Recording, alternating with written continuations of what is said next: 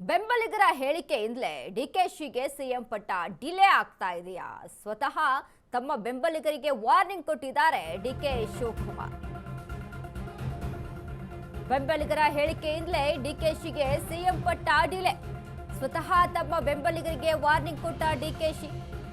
ಇಕ್ಬಾಲ್, ಗಣಿಗ ರವಿ, ಶಿವಗಂಗಾ ಬಾಯಿ ಮುಚ್ಕೊಂಡಿರಬೇಕು. ಅವರು ಸುಮ್ಮನಿದ್ರೆ ನನಗೆ ಒಳ್ಳೆಯದಾಗುತ್ತೆ ಎಂದ ಡಿಕೆ. ವಿದೇಶ ಪ್ರವಾಸಕ್ಕೆ ಹೋದವರೆಲ್ಲ ನಮ್ಮವರೇ ಎಂದ ಡಿಸಿಎಂ. ಅವರು ಬಂದ ಮೇಲೆ ಯಾಕೆ ಹೋಗಿದ್ರಿ ಅಂತ ಕೇಳ್ತೀವಿ. ಬೆಂಬಲಿಗರ ಹೇಳಿಕೆಯಿಂದಲೇ ಡಿಕೆಶಿಗೆ ಸಿಎಂ ಪಟ್ಟ ಡಿಲೇ ಆಗ್ತಾ ಇದೆ.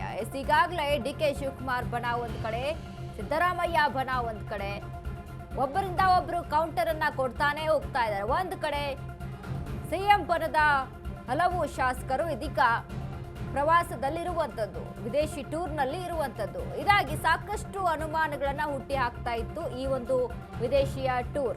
ಸೊ ಅದಾದ ಮೇಲೆ ಇದೀಗ ಇಕ್ಬಾಲ್ ಹುಸೇನ್ ಡಿಕೆ ಶಿವಕುಮಾರ್ ಪರ ಮಾತನಾಡ್ತಾರೆ. ಅಂದ್ರೆ 2 ಡೇಟ್ ಅನ್ನ ಕೊಟ್ಟಿದ್ವಿ, ಇನ್ನೊಂದು ಡೇಟ್ ಇದೆ, ಅದು ಫಿಕ್ಸ್ ಆಗಿದೆ, ಅದರಲ್ಲಿ ಡಿಸಿಎಂ ಡಿಕೆ ಶಿವಕುಮಾರ್ ಸಿಎಂ ಆಗೋದು ಪಕ್ಕಾನೇ ಅನ್ನುವಂಥ ಒಂದಿಷ್ಟು ಸ್ಟೇಟ್ಮೆಂಟ್ ಅನ್ನ ಕೊಡ್ತಾರೆ.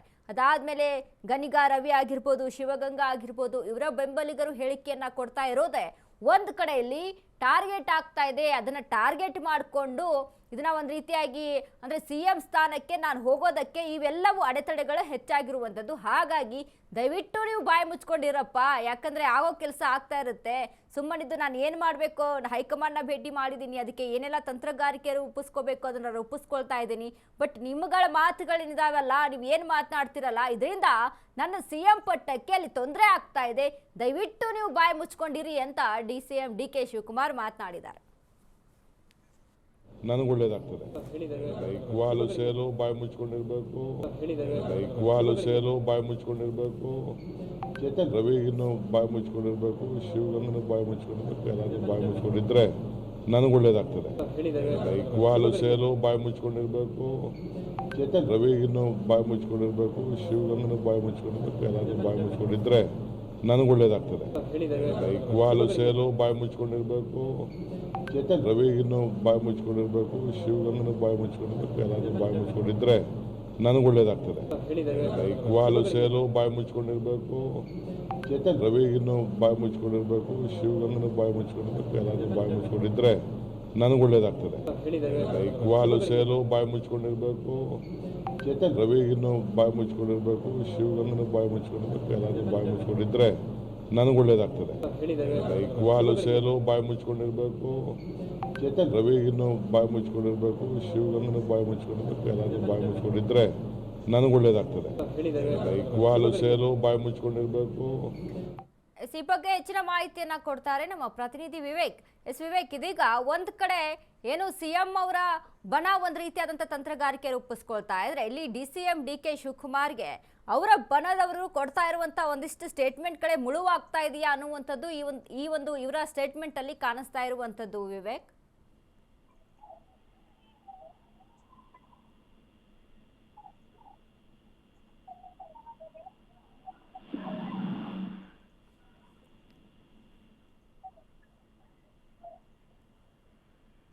ಸಂಪರ್ಕ ಕಡಿತಗೊಂಡಿದೆ. ಇದೀಗ ಒಂದು ಕಡೆ ಡಿಸಿಎಂ ಡಿಕೆ ಶಿವಕುಮಾರ್ಗೆ ಆಗ್ತಾ ಇರುವಂಥ ಟೆನ್ಷನ್ ಏನಂದ್ರೆ, ನಾನು ಎಲ್ಲೋ ಒಂದು ಕಡೆ ಏನೋ ಮಾಡಿ ಒಂದು ಚೆಕ್ಮೇಟ್ ಅನ್ನ ಇಟ್ಟಿರ್ತೀನಿ, ಬಟ್ ಇವರು ಏನು ಬೆಂಬಲಿಗರು ಈ ಸ್ಟೇಟ್ಮೆಂಟ್ ಅನ್ನ ಕೊಡ್ತಾರೆ, ಇಕ್ಬಾಲ್ ಆಗಿರ್ಬೋದು, ಇಕ್ಬಾಲ್ ಹುಸೇನ್ ಆಗಿರ್ಬೋದು, ಅಲ್ಲಿ ಶಿವಗಂಗಾ ಆಗಿರ್ಬೋದು, ಗಣಿಗ ರವಿ ಆಗಿರ್ಬೋದು, ಇವರು ನನ್ನ ಪರವಾಗೇ ಡಿಸಿಎಂ ಪರವಾಗೇ ಮಾತಾಡ್ತಾರೆ. ಬಟ್ ಅದೇ ಮುಳುವಾಗ್ತಾ ಇದೆ. ಯಾಕಂದ್ರೆ ಈಗ ಸದ್ಯಕ್ಕೆ ಇರುವಂಥದ್ದು ಅಧಿಕಾರದಲ್ಲಿ ಸಿಎಂ ಸಿದ್ದರಾಮಯ್ಯ ಅವರು. ಸಿದ್ದರಾಮಯ್ಯ ಬೆಂಬಲಿತನ ಆಗಿರ್ಬೋದು, ಇನ್ನು ಹೈಕಮಾಂಡ್ನ ಮನವೊಲಿಸೋದಕ್ಕೆ ಏನನ್ನ ಮಾತನ್ನ ಕೊಟ್ಟಿದ್ರಿ, ನಮಗೆ ಯಾವ ರೀತಿಯಾದಂಥ ಭರವಸೆಯನ್ನ ಕೊಟ್ಟಿದ್ರಿ, ಅದನ್ನ ನೀವು ಪೂರೈಸ್ಕೊಡ್ಬೇಕು ಅನ್ನುವಂಥದ್ದು. ಈ ಬಗ್ಗೆ ಹೆಚ್ಚಿನ ಮಾಹಿತಿಯನ್ನ ಕೊಡ್ತಾರೆ ನಮ್ಮ ಪ್ರತಿನಿಧಿ ವಿವೇಕ್. ವಿವೇಕ್, ಇದೀಗ ಈ ಒಂದು ಡಿಸಿಎಂ ಡಿಕೆ ಶಿವಕುಮಾರ್ ಅವರ ಹೇಳಿಕೆ ಏನಿದೆ ಅಂದ್ರೆ, ಒಂದ್ ಕಡೆ ಏನಾದ್ರೂ ಅವರ ಬೆಂಬಲಿಗರಿಗೆ ನೀವು ದಯವಿಟ್ಟು ಬಾಯಿ ಮುಚ್ಕೊಂಡಿದ್ರೆ ನನಗೆ ಸಿಎಂ ಪಟ್ಟ ಆಗುತ್ತೆ ಅನ್ನುವಂಥ ನಿಟ್ಟಿನಲ್ಲಿ ಹೇಳಿದಾರಾ, ಹೇಗೆ ಅಂತ? ಎಸ್ ವನಿತಾ, ಖಂಡಿತವಾಗ್ಲೂ ಈ ಹಿಂದೆನೆ ಇಕ್ಬಾಲ್ ಹುಸೇನ್ ಅವರಿಗೆ ಒಂದು ಬಾರಿ ನೋಟಿಸ್ ಅನ್ನ ಕೂಡ ಜಾರಿ ಮಾಡಿರ್ತಾರೆ ಡಿಕೆ ಶಿವಕುಮಾರ್ ಅವರೇ. ಸ್ವತಃ ಕೆಪಿಸಿಸಿ ಅಧ್ಯಕ್ಷರು ಆ ನಿಟ್ಟಿನಲ್ಲಿ ಇಕ್ಬಾಲ್ ಹುಸೇನ್ಗೆ ಈ ಹಿಂದೆ ನೋಟಿಸ್ ಕೂಡ ಜಾರಿ ಮಾಡಿದ್ದಾರೆ. ಆದ್ರೆ ಪದೇ ಪದೇ ಈಗಲೂ ಕೂಡ ಅಷ್ಟೇ ಅದೇ ರೀತಿಯಾಗಿ ಈ ಹಿಂದೆ ಯಾವ ರೀತಿಯಾಗಿ ಇಕ್ಬಾಲ್ ಹುಸೇನ್ ಅವರು 2 ದಿನಾಂಕಗಳನ್ನ ಕೊಟ್ಟಿದ್ರು, ಈ ದಿನಾಂಕದಲ್ಲಿ ಡಿ ಕೆ ಶಿವಕುಮಾರ್ ಮುಖ್ಯಮಂತ್ರಿ ಆಗ್ತಾರೆ ಅಂತ. ಅದೇ ರೀತಿ ಈಗ ಫೆಬ್ರವರಿ 26ಕ್ಕೆ ಡಿ ಕೆ ಶಿವಕುಮಾರ್ಗೆ ದೆಹಲಿಗೆ ಕರೆದಿದ್ದ ಹೈಕಮಾಂಡ್ ಅಂತ ಒಂದ್ ಕಡೆ ಹೇಳಿಕೆ ಕೊಟ್ಟಿದ್ರೆ, ಇನ್ನೊಂದ್ ಕಡೆ ಗಣಿಗ ರವಿಕುಮಾರ್ ಅವರು ಕೂಡ ಅಷ್ಟೇ ಇನ್ನು ಕೆಲವೇ ದಿನಗಳಲ್ಲಿ ಡಿ ಕೆ ಶಿವಕುಮಾರ್ ಅವರು ಮುಖ್ಯಮಂತ್ರಿ ಆಗ್ತಾರೆ ಅನ್ನೋ ಒಂದು ಹೇಳಿಕೆಯನ್ನ ಕೊಟ್ಟಿದ್ರು. ಜೊತೆಗೆ ಈ ರೀತಿಯಾಗಿ ಬಸವರಾಜ್ ಶಿವಗಂಗಾ ಅವರು ಕೂಡ ಅಷ್ಟೇ ಡಿ ಕೆ ಶಿವಕುಮಾರ್ ಅವರು ಮುಖ್ಯಮಂತ್ರಿ ಆಗೋದಕ್ಕೆ ಯಾರು ಕೂಡ ತಪ್ಪಿಸೋದಕ್ಕಾಗಲ್ಲ. ಈ ರೀತಿಯಾಗಿ ಮೂವರು ಕೂಡ ಡಿ ಕೆ ಶಿವಕುಮಾರ್ ಪರವಾಗಿ ಬ್ಯಾಟ್ ಬೀಸ್ತಕ್ಕಂತ ಕೆಲಸವನ್ನ ಆಗಾಗ ಮಾಡ್ತಾನೆ ಇದ್ರು. ಬಹಿರಂಗ ಹೇಳಿಕೆಗಳು, ಮಾಧ್ಯಮ ಮುಂದೆ ಹೇಳಿಕೆಗಳು ಕೊಡ್ತಾ ಇದ್ರು. ಇದೆಲ್ಲ ಒಂದ್ ಕಡೆ ಆಂತರಿಕವಾಗಿ ಒಂದ್ ಕಡೆ ಡಿ ಕೆ ಶಿವಕುಮಾರ್ ಅವ್ರಿಗೂ ಕೂಡ ಡ್ಯಾಮೇಜ್ ಆಗುವಂತ ಸಾಧ್ಯತೆಗಳು ಹೆಚ್ಚಿತ್ತು. ಆ ನಿಟ್ಟಿನಲ್ಲಿ ಬಹಿರಂಗವಾಗಿ ಡಿ ಕೆ ಶಿವಕುಮಾರ್ ಅವರು ನೀವ್ಯಾರು ಮಾತನಾಡೋ ಅಗತ್ಯತೆ ಇಲ್ಲ, ನೀವು ಮಾತನಾಡೋದ್ರಿಂದಾನೇ ನನಗೆ ಕೈ ತಪ್ಪುವಂತ ಸಾಧ್ಯತೆಗಳಿದೆ, ನೀವ್ ಯಾರು ಮಾತನಾಡದೆ ಸುಮ್ಮನೆ ಇರೋದೇ ಸೂಕ್ತ ಅಂತ ಒಂದ್ ರೀತಿಯಾದ ವಾರ್ನಿಂಗ್ ಅನ್ನ ಬಹಿರಂಗವಾಗಿ ಡಿ ಕೆ ಶಿವಕುಮಾರ್ ಅವರು ಕೊಟ್ಟಿದ್ದಾರೆ. ಜೊತೆಗೆ ಫಾರಿನ್ ಟ್ರಿಪ್ ಹೋದಂತವರ ವಿಚಾರ ಕೂಡ ಮಾತನಾಡಿದ್ದಾರೆ. ಅವರೆಲ್ಲ ಯಾಕೆ ಹೋಗಿದ್ದಾರೆ ನನಗೆ ಗೊತ್ತಿಲ್ಲ, ಬಂದಂತ ಸಂದರ್ಭದಲ್ಲಿ ತಿಳಿಸ್ಕೊಡ್ತೀನಿ ಅನ್ನೋ ಒಂದು ಮಾತನ್ನ ಕೂಡ ಡಿ ಕೆ ಶಿವಕುಮಾರ್ ಅವರು ಆಡಿದ್ದಾರೆ. ವನಿತಾ, ಥ್ಯಾಂಕ್ ಯು ವಿವೇಕ್ ನಿಮ್ಮೆಲ್ಲ ಮಾಹಿತಿಗೆ. ಒಂದ್ ಕಡೆ ಸಿಎಂ ಬನ ಈಗ ಇದು ವಿದೇಶಿ ಟೂರ್ನಲ್ಲಿ ಇರುವಂಥದ್ದು, ಇದೊಂದು ಕಡೆ ಟೆನ್ಷನ್ ಆದರೆ ಬಜೆಟ್ ನಿಯರ್ ಇರ್ತಾನೆ ಬರ್ತಾರೆ. ಹೀಗಾಗಿ ಬಜೆಟ್ ಆದಮೇಲೆ ನಾನೇ ಸಿಎಂ ಅನ್ನುವಂಥ ಒಂದಿಷ್ಟು ಇದರಲ್ಲಿ ಯಾರು CM ಡಿ ಕೆ ಶಿವಕುಮಾರ್ ಇರುವಂಥದ್ದು. ಸೊ ಯಾಕಂದರೆ ದೆಹಲಿಗೆ ಹೋಗ್ತಾರೆ, ಅಲ್ಲಿ ಒಂದಿಷ್ಟು ಭರವಸೆಗಳು ಸಿಗುತ್ತೆ, ಹೈಕಮಾಂಡ್ ಒಂದು ಭರವಸೆನ ಕೊಟ್ಟಿದೆ ಅನ್ನುವಂಥ ಒಂದಿಷ್ಟು ಗೆಲುವಿನ ಒಂದು ನಗುವಿನೊಂದಿಗೆ ಬಂದಿರ್ತಾರೆ.